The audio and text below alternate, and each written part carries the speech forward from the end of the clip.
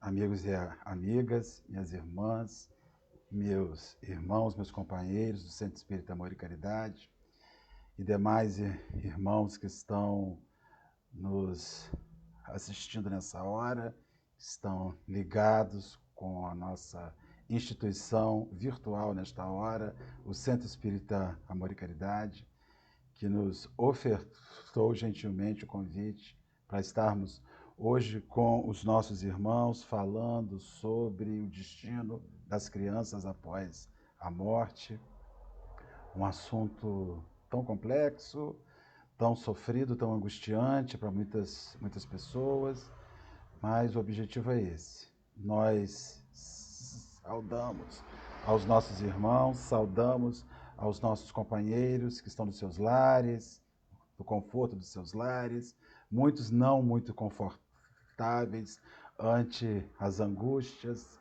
deste momento novo de pandemia, onde nós estamos tendo que aprender a conviver, reaprender a conviver junto com a nossa família, junto a gente mesmo, se redescobrindo. Não tem sido dias os mais fáceis, mas certamente tem sido dias extremamente úteis.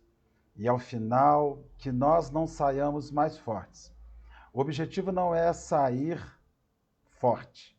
O objetivo é sair melhor. Nós não estamos num combate, numa guerra, para medir forças. Nós estamos num momento de descobrirmos uma maneira de sairmos disso tudo que nós estamos vivendo melhores, mais felizes, mais conscientes, menos exigentes, menos orgulhosos, menos vaidosos, menos agressivos, ciente que o mundo não é nosso, nós fazemos parte deste mundo e precisamos respeitar a dinâmica em que ele se insere, em que nós nos inserimos nele e em que ele se nos apresenta. Nós, seguindo a orientação que a casa nos deu e seguindo a orientação que já é habitual de todas as instituições, iniciaremos a nossa fala fazendo uma oração, rogando a Jesus que possa estar visitando os nossos lares. Senhor Jesus, nesta hora em que aqui nos achamos reunidos com os nossos companheiros do Centro Espírita Amor e Caridade e demais instituições que aqui se representam por tantos irmãos espíritas e demais companheiros que não são vinculados a instituição espírita alguma e demais irmãos que não professam fé religiosa e porventura chegarem até esta sala de vídeo para nos acompanhar na fala da noite de hoje. Nós te rogamos por eles, Senhor. Te rogamos, Jesus, que possa visitar os lares, as famílias, cada um desses lares que está linkado conosco nesta hora. Que eles possam estar recebendo os eflúvios do Centro Espírita Amor e Caridade. Que eles possam estar recebendo a visita daquela falange bendita, guiada, capitaneada por Ananias, o guia da casa, o protetor da casa. Que eles possam receber, Jesus, nesta hora que se inicia a fala da noite de hoje, esta visita adorável dos amigos espirituais a lhes conduzir a paz, serenidade e tranquilidade. E por nós, Senhor, que aqui estamos, que vamos fazer a fala da noite de hoje, nós te pedimos a clareza do discernimento e te pedimos ainda mais a facilidade de poder interpretar o que tão brilhantemente bem foi redigido pelos amigos espirituais e enviados à Terra, mensagens essas enviadas à Terra para nos ajudar a compreender e entender todas as adversidades nas quais nós passamos. Que Jesus nos abençoe nesta hora que estamos começando o nosso estudo. Nos guarde e seja conosco hoje e sempre, graças a Deus. Minhas irmãs, meus irmãos, nós vamos falar hoje sobre uma situação extremamente complexa, uma situação extremamente difícil, que é a morte. Precisamos recordar aos nossos irmãos que neste mundo de provas e expiações em que nós vivemos, o espírito encarnado se vê de braços com muitas experiências, com muitas lutas, com muitos combates, com muitas guerras. Entre estas guerras, entre o sofrimento que nós podemos dizer o maior, está a morte. A morte ainda é para nós, encarnados, um elemento de profunda dificuldade. Compreendermos e lidarmos com a naturalidade que o tema pede, entendermos o quanto isso está inserido e faz parte da natureza do homem, da natureza do indivíduo.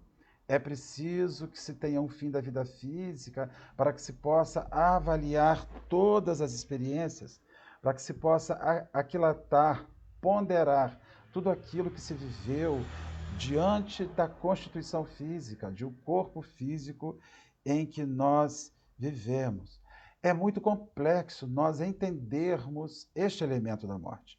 É muito difícil nós compreendermos que alguém a quem amamos, principalmente quando nos falta a fé na vida futura, e mais ainda, quando temos grandes dificuldades em interpretar justiça divina no fim de alguém a quem amamos. E aí, nós podemos dizer que de todas as angústias que o ser humano passa, morrer, sem sombra de dúvidas, é a maior dela. Experimentar o seu fim é a maior dela. Entretanto, quando morrer já é um elemento de profundo sofrimento para quem reflete sobre isso, ganha um contorno especial, ganha um elemento especial quando diz respeito à morte de crianças. A morte de uma criança, a desencarnação de uma criança, quase sempre é seguida de uma enorme comoção, quase sempre é seguida de uma profunda angústia por parte de pessoas. É comum nós escutarmos, diante da desencarnação de uma criança, idosos dizerem: por que não fui eu? Já vivi tantos anos, já tive tantas experiências, por que eu não fui no lugar desse pequenino ou dessa pequenina? É ainda habitual nós escutarmos dizendo assim: meu Deus, uma vida tão longa pela frente e se vai tão jovem sem experimentar as questões da vida. É comum ainda escutarmos: meu Deus, uma família tão bem constituída, com tanto patrimônio, com tantos bens, com tantos valores, quem vai usufruir disso? Tudo isso foi sendo constituído para essa criança, para esse petis, esse menino, essa menina. E aí nós ficamos avaliando as questões e os argumentos que se usa para se demonstrar quase uma injustiça divina na partida dos infantis, das crianças, dos meninos e das meninas. E normalmente a gente olha, vai no velório, e é muito interessante, né? A morte é uma coisa tão mal resolvida, só fazendo uma parte na nossa vida, que quando nós vamos no velório de uma criança, e lá estamos, olhamos o corpinho pequenino, tão frágil ali naquela urna mortuária, dizemos: meu Deus, tão jovem, com tanta vida a ser vivida pela frente. Mas também quando vamos no velório de um idoso de idade avançada, dizemos assim: meu Deus, desencarnou já com certa idade, mas estava tão lúcido, estava tão consciente. Ou seja, na verdade, a questão não é a idade com que se morre. Na verdade, a questão é a dificuldade com a morte. A morte é um problema. A morte é um elemento complexo e difícil de nós podermos entender. Mas, quando se diz respeito à infância, ela é mais severa ainda, porque nós temos que buscar um culpado. É muito comum, entes queridos, pessoas que perdem filhos, questionarem sua fé em Deus, questionarem todo este elemento ligado a Deus. Por que Deus fez isso com uma criança inocente? Por que Deus tirou a vida de um inocente? Por que Deus ceifou ele que nada fez, que nada realizou, que nada produziu de equívoco na sua existência? Por que comigo? Por que com a minha família? Por que do meu lar? Por que o meu filho? Por que o meu neto? Tanta coisa para viver, tanta situação para experimentar. Normalmente, a morte de uma criança é seguida da necessidade de se encontrar um culpado. Alguém foi responsável por aquele que não tinha capacidade sobre si próprio. E ali tem casamentos que se desfazem quando um filho se vai. Tem exercícios de fé que desabam quando uma criança se vai. Tem pessoas que não suportam seguir sobrevivendo ante a partida de um filho e ceifam logo em seguida sua própria vida, gerando o autoextermínio. A morte, sempre complexa, mas a morte de uma criança guarda elementos variados. Primeiro, porque nós temos que levar em consideração a questão genética. A questão animal ainda está muito presente na gente. E sempre que nós constituímos uma família e geramos um filho, nós replicamos nele os nossos genes. E naqueles genes replicamos também os nossos projetos, os nossos sonhos. Eu me lembro sempre do Rei Leão.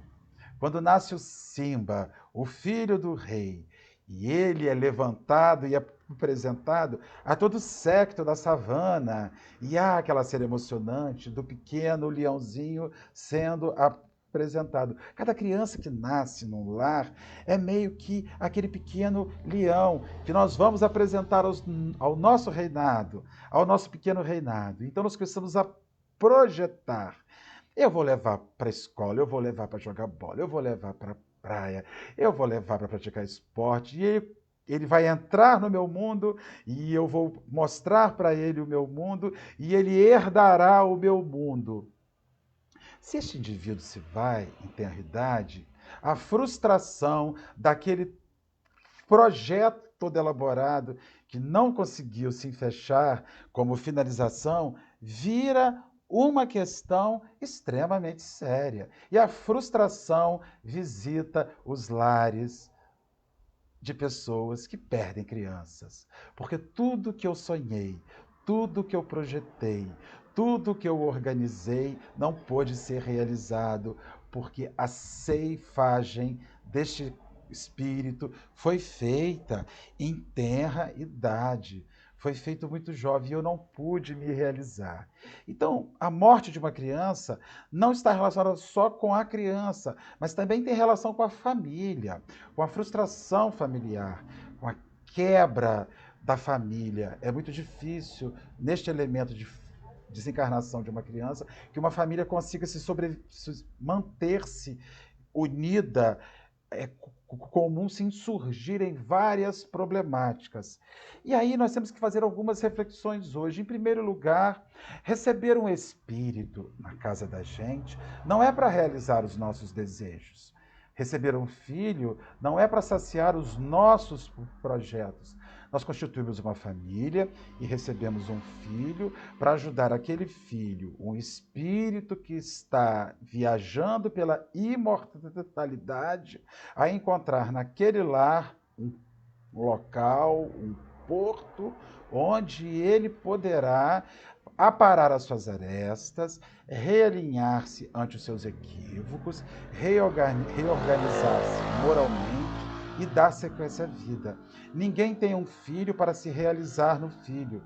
Nós constituímos uma família e nós temos um filho com o objetivo de permitir que no lar que constituímos, aquele filho encontre um bom espaço para expandir-se enquanto espírito. Espírito que por ora está encarnado. Então, o primeiro elemento é este. Não se tem um filho para se realizar nele, mas se tem um filho para ajudar com que ele, experienciando o trânsito na vida física, encontre um bom caminho para construir uma melhora existencial que o favorecerá na vida espiritual. Este é o primeiro elemento. E o segundo elemento é: por mais que você olhe para a criança e identifique nele a inocência da ausência de equívocos, isto não é verdade. Isto não é real.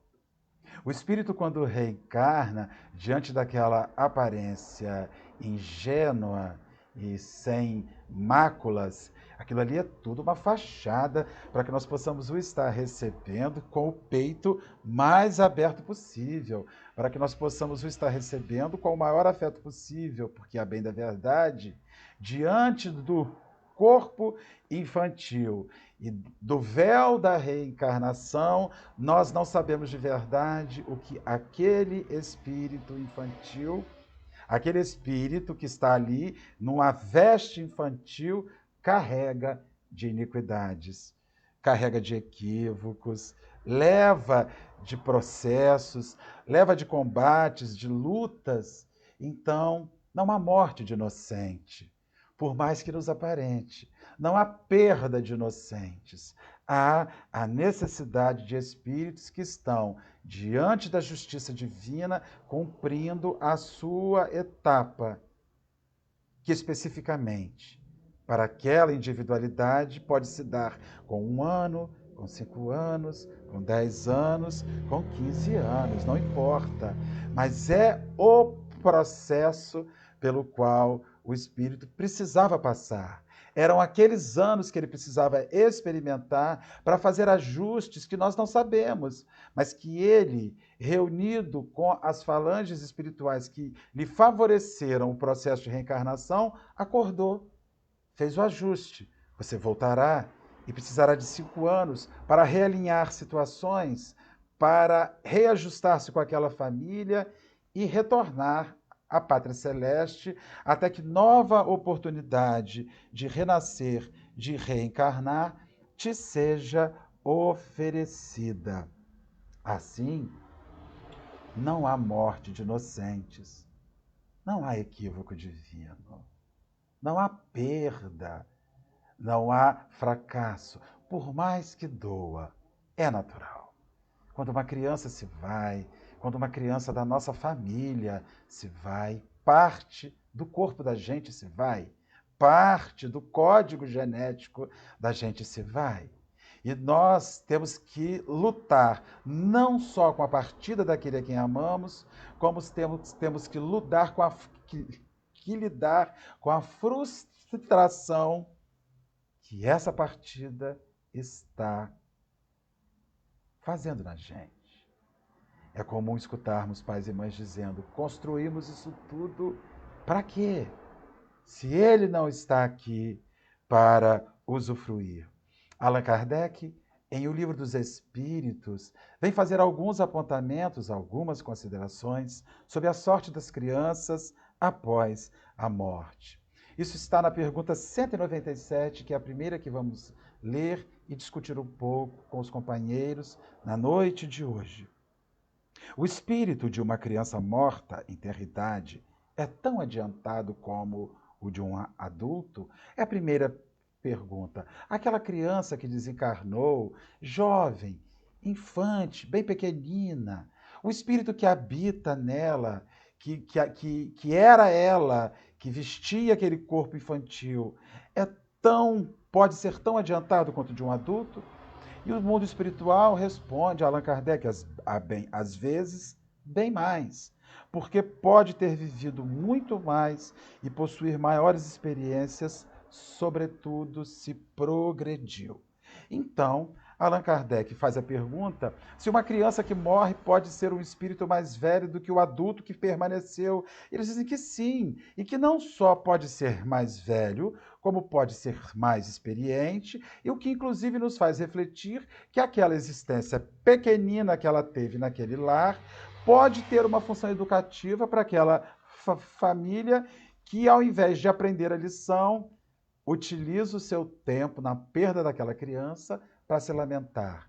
É natural que, ante a morte de quem quer que seja que nós amemos, haja um período de dor, de luto e de angústia. Isso é extremamente natural. Entretanto, Se esta perda, se essa desencarnação, se essa dor, se esta angústia não se transformar em algo educativo, ela não terá valido a pena. Se a morte de uma criança na casa da gente, de um ente querido na nossa família, não representar um mecanismo educativo para a nossa vida, não terá valido a pena aquela experiência tão sofrida. Então, é bem possível que tenhamos que viver outras e outras e outras, até que nós aprendamos a lidar com isso. Na questão 197, ainda na letra A, segue Allan Kardec indagando ao mundo espiritual. O espírito de uma criança pode, então, ser mais adiantado que o de seu pai ou mãe, que dos seus familiares? Eles respondem: isso é bastante frequente. Não o vedes tantas vezes na Terra? Isso é uma questão muito interessante, não é? Porque quando nós temos um filho, nós recebemos um filho no nosso lar, é comum nós nos prepararmos para aplicar naquele filho todo o arcabouço moral que nós possuímos na nossa vida. Quando é bem da verdade, a grande primeira ideia ante um filho seria nós analisarmos como ele se manifesta enquanto espírito encarnado. Se você tem uma criança, que essa criança é grosseira, é brutal, é violenta, ela é estúpida, ela é manhosa, ela tem diversas questões, eu preciso ajustar. Isso faz parte. Mas também nós podemos observar crianças que chegam profundamente suaves, doces, que começam a, dentro da sua infância, promover nos pais que o receberam uma visão nova. E aí, aquele espírito começa a instruir indiretamente a família. Ele é mais dócil, ele é mais suave, ele é mais gentil, ele não tem preconceito, ele não tem limites, e às vezes reencarnou numa família preconceituosa e com vários limites no trato com os outros. A criança não tem. Então ela pode sim ser mais avançada que aquela família, e ainda que os pais tenham sobre ela a responsabilidade ante a incapacidade que ela tem sobre a sua própria vida enquanto uma criança, ela já pode apresentar várias lições profundamente úteis aos pais. É possível, sim, aprender com os filhos pequeninos, sem que para isso precisemos deixar de ser responsáveis por eles. Nós podemos ser responsáveis e humildes. Responsáveis no sentido de gerir a sua incapacidade diante das questões mais severas da vida, mas humildes que, apesar de sermos responsáveis por eles, conseguimos identificar o que eles têm de bom a nos oferecer. O que eles têm de grande a nos oferecer. Assim é possível que o seu filho seja um espírito mais avançado que você, mais velho que você, mas isso não tira de você a responsabilidade sobre as questões humanas diante do seu filho. Você é o pai, ele é o filho. E se nós estamos ocupando este lugar nesta hora, Deus tem um propósito para isso. E nós não podemos fugir disso. Na pergunta 198, segue Allan Kardec indagando ao mundo espiritual. O espírito da criança que morre em tenra idade, não tendo podido fazer o mal, pertence aos graus superiores? Isso é uma questão bastante interessante. E já falamos até inicialmente. Tadinho, morreu com 1 aninho de idade, com 2 aninhos de idade. Que mal este anjinho fez?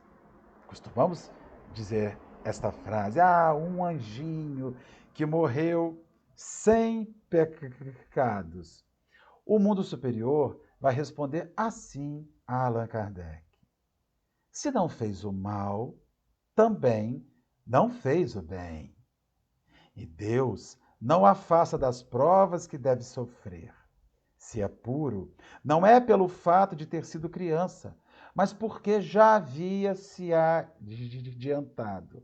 Na verdade, na existência da vida física, o espírito encarnado encontra a grande forja que construirá o que ele é enquanto espírito. A gente cresce na Terra. O eu espírito se expande na Terra, porque é na Terra, ante as agonias do corpo físico, ante as enfermidades, ante as lutas, ante a fome, ante a miséria, ante as doenças, é que nós exercitamos e apresentamos o quanto de fé e crença em Deus há na nossa vida. O quanto desses elementos são reais na nossa vida. Então, se uma criança morre jovem sem ter falhado, também nada construiu, também nada produziu, também não viveu as questões da vida para descobrir o quanto já é um espírito com a compreensão, a devida compreensão ante os reveses e as lutas existenciais. Se ele desencarna carregando determinado nível de pureza, é porque esta pureza já veio com ele, já é um elemento que pertence a ele adquirido de outras existências, de outras vidas. Ou seja, ninguém evolui sem combater. Ninguém evolui sem combater o bom combate. Ninguém evolui só lendo livros. Ninguém evolui só fazendo os estudos. Ninguém evolui fechado no centro espírita, fazendo estudo aprofundado de alma humana.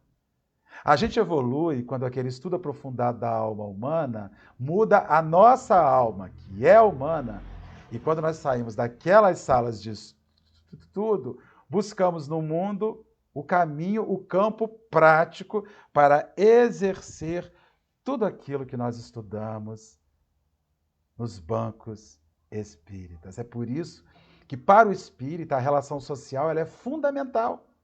Para o espírita, a existência da casa espírita ela é fundamental. Porque é dentro do centro espírita, é nas nossas relações com o mundo que nós mostramos se o que nós aprendemos sentados ao redor de uma mesa, estudando uma obra, faz efeito real. É um mecanismo real que se nos apresentará bem diante das questões da vida. Morrer sem pecar não significa evoluir, também significa não construir, também significa não edificar, também significa não solidificar os valores reais tão necessários, tão imprescindíveis para os elementos humanos, para as questões humanas. E aí, segue Allan Kardec indagando ao mundo espiritual, na questão de número 199. Por que a vida se interrompe com frequência na infância? Ora, se nós precisamos expandir e crescer no mundo físico, se nós precisamos ser melhores neste mundo físico, então por que a criança morre sem que ela viva toda essa experiência, sem que ela cresça? O mundo espiritual, então, vai assim responder, porque a vida, a duração da vida da criança pode ser, para o seu espírito, o complemento de uma vida interrompida ante o termo devido. E sua morte é frequentemente uma prova ou uma expiação para os seus pais. Então vamos supor que uma pessoa se auto-extermine, se suicide, precisando ainda viver mais 5 anos, 10 anos. Vamos supor que isso ocorra. Então, aquela criança faz um ajuste. Olha, você vai voltar para uma outra vida, por exemplo, e viverá 5 anos e vai cumprir os anos que te faltaram, vai desencarnar, mas você vai estar com uma família que precisa passar por essa experiência com você.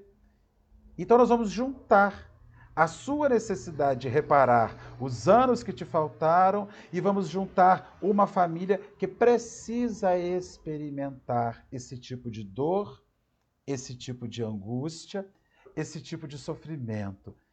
Bendito o Espiritismo que nos desenha e apresenta esse perfil.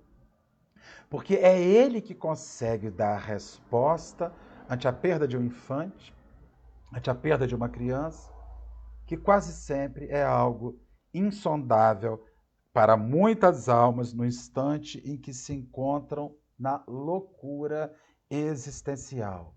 Na questão 199A, que é a última reflexão que Allan Kardec faz com os espíritos sobre esse tema em O Livro dos Espíritos, ele diz assim: em que se transforma o espírito de uma criança morta em tenra idade? Se uma criança morre pequenininha, se uma criança morre na tenra idade, quando ele chega na erraticidade, ele vira o quê? Ele é o quê? E os espíritos respondem: ele recomeça uma nova existência. Ele volta para o mundo espiritual e ele recomeçará uma nova existência. Assim, a criança retomará, chegará no mundo espiritual, sendo recebida e reiniciada a sua caminhada. Ela dará sequência à sua caminhada. Simonetti, Richard Simonetti, no seu site, www.richardsimonetti.com.br, ele tem ali um pinga-fogo de respostas sobre a sorte das crianças depois da morte. E aí uma das perguntas que é feita, né, para que ele responda é o que acontece com as crianças recém-desencarnadas, né? Ele diz o seguinte: são imediatamente recolhidas por familiares ou mentores que lhes darão ampla assistência. Se são espíritos evoluídos, retomam a personalidade anterior. Ou seja, se a criança que desencarnou com 1 ano de idade, com 2 anos de idade, com 3 anos de idade, desencarna, ela chega na erraticidade, um familiar vai acolhê-la. Ou um mentor, um espírito de maior envergadura vai acolhê-la. Se esse espírito que desencarnou com 1 ano de idade, com 2 anos de idade, chega na erraticidade, mas já é um espírito amadurecido, ele retomará mais rápido possível a aparência de adulto. Ele não seguirá como uma criança. Ele não estará como uma criança. Mas se for de mediana evolução, conservam a condição infantil, que será superada com o tempo, como ocorre com as crianças da Terra. Podem, inclusive, também reencarnar, podem retornar. O que ocorre é que se o espírito desencarna infantil, sem que esteja já tão evoluído, ele será acolhido e sem respeitar o mesmo tempo que respeitaria para se fazer um adulto enquanto encarnado, porque depende da constituição física, nós não nos tornamos adultos só pela consciência, nos tornamos adultos porque o corpo está atendendo a uma demanda, mas na erraticidade, esses espíritos medianos podem tornar-se adultos, certamente em tempo muito mais reduzido. Se um espírito já amadurecido chega na erraticidade e em fração de dias ou semanas já se torna um adulto, um espírito mediano pode ser que em 1 ano se torne um espírito adulto, ante a assistência do mundo espiritual. O que nos faz refletir uma coisa muito séria: criança não se comunica em sessão mediúnica. Quase nunca. Isso não é uma prática habitual. E aí ele diz assim: mas nós recebemos às vezes na nossa casa espírita crianças, espíritos infantis. Simonetti então faz 3 considerações a respeito dessas possibilidades da comunicação de espíritos infantis. A primeira trata-se da mistificação de um espírito, com a intenção de envolver o grupo. O espírito mistifica a sua aparência. O espírito forja uma infância nele que não é real. Ele está mistificando sobre aquilo. O segundo é uma fantasia anímica do médium que guarda afinidade com as crianças. A alma do médium, num fenômeno anímico, comunica-se com aquela afeição infantil. Ou um desajuste do comunicante que regrediu ao comportamento infantil. Então você tem, segundo Simonetti, 3 possibilidades de uma criança se comunicar numa sessão mediúnica. A primeira, a mistificação do espírito. A segunda, a questão anímica do médium, que guarda essa perspectiva infantil. E o terceiro aspecto, o comunicante ser um espírito que recusa e que rejeita, devido aos suas desorganizações espirituais, a amadurecer. Mas não há mais a criança. A infância e a madureza são necessidades da vida física, não da vida espiritual, não do elemento espiritual. E ali ele segue dizendo que esses espíritos são recebidos e vão expandir, vão crescer, vão tornar-se adultos, vão ser assistidos, vão ser amparados. Então, eles não precisarão se comunicar ainda. Simonetti faz uma consideração muito interessante, né? Além dos argumentos apresentados, o que mais se poderia dizer para os que têm dificuldade em aceitar que crianças desencarnadas não precisam de reuniões mediúnicas para receber ajuda? Ele faz uma observação muito interessante. Como é bom a gente ler, né, gente? Como é bom a gente estudar, né? Simonetti responde: é significativo considerar que não há uma única manifestação de criança nas obras de Allan Kardec, principalmente no Livro dos Médiuns, o grande manual de intercâmbio com o além, nem nos livros de André Luiz, Psicografia de Chico Xavier, onde temos a mais clara e objetiva visão do relacionamento entre o plano físico e o plano espiritual. Então, Simonetti faz uma reflexão muito séria para nós pensarmos sobre isso. Se em toda a codificação você não tem uma comunicação de criança, se em toda a obra de André Luiz, que é este manual de intercâmbio com o mundo espiritual, por que as nossas casas receberiam? De onde viria esta visão infantil? A gente volta. O espírito que zomba, o médium que faz uma comunicação anímica de questões da sua própria alma, ou de um espírito que ignora o estado que está e que está ali simplesmente proporcionando isso ali.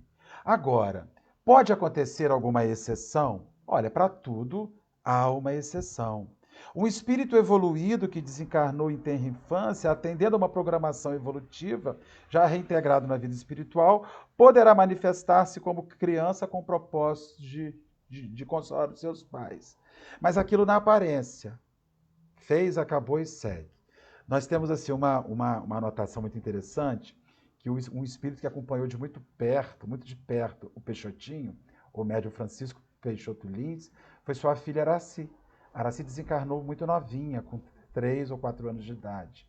E ela o acompanhava com essa aparência por um bom tempo.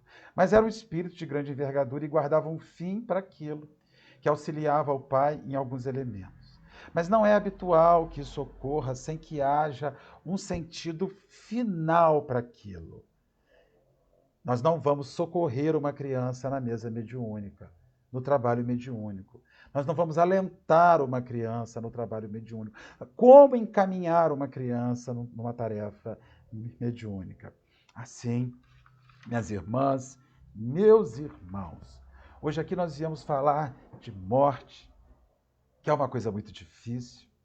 Viemos falar de morte de criança, que é uma coisa mais difícil ainda. Quem passou e passa sabe o quanto isso é dolorido, o quanto isso é sofrido, o quanto isso é angustiante.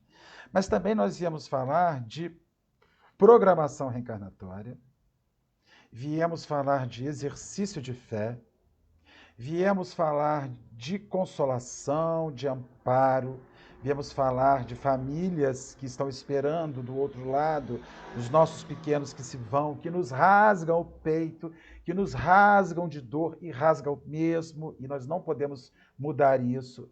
Porém, se nós nos apegarmos na verdade que a doutrina espírita nos apresenta, de que a morte não existe, e de que este período pequenino, infantil, que esses espíritos estiveram próximos de nós, guardava um fim educativo de promover crescimento para ele e nós, e que de não cabe a nós questionarmos a divindade, mas cabe a nós aprendermos com essa situação. Pode ser que com o passar do tempo, que nós não sabemos que tempo será esse, as coisas se tranquilizem na nossa alma e a paz volte a reinar no nosso coração.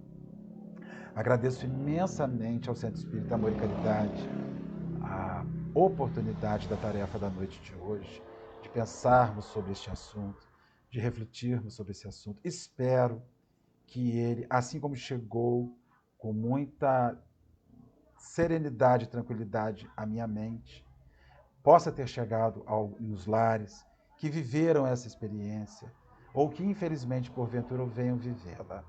Nós não desejamos isso. Entretanto, nós não sabemos a gerência da vida, o que Deus programa para nós, para o nosso aprendizado e nosso crescimento. Assim, minhas irmãs, meus irmãos, nós vamos orar, agradecendo a Deus a beleza do Espiritismo que clareia os nossos olhares, que acalma o nosso coração. Não, o Espiritismo não tira de nós a dor. Não tira de nós a dor. Ah, mas o Espiritismo dá sentido para a dor e transforma a dor em lição. Senhor Jesus, se eu disser para o Senhor que eu quero passar por isso, eu minto. Eu não quero. A dor é grande demais. Mas, Senhor Jesus, se por acaso a vida me conduzir a isso, que a doutrina espírita seja o bálsamo a acalmar as minhas angústias, a medicar o eu espírito e a serenar a minha alma. Somos extremamente, Senhor, agradecidos a Ti, a Allan Kardec, aos espíritos amigos. Somos agradecidos a Ananias e sua falange que nesta hora está atuando sobre nós, sobre o Centro Espírita Amor e Caridade, sobre cada companheiro que caminha conosco, enquanto fazemos esta conversa fraterna entre irmãos. Que o Senhor nos guarde, nos abençoe e nos enseje uma noite de paz, de tranquilidade e de profunda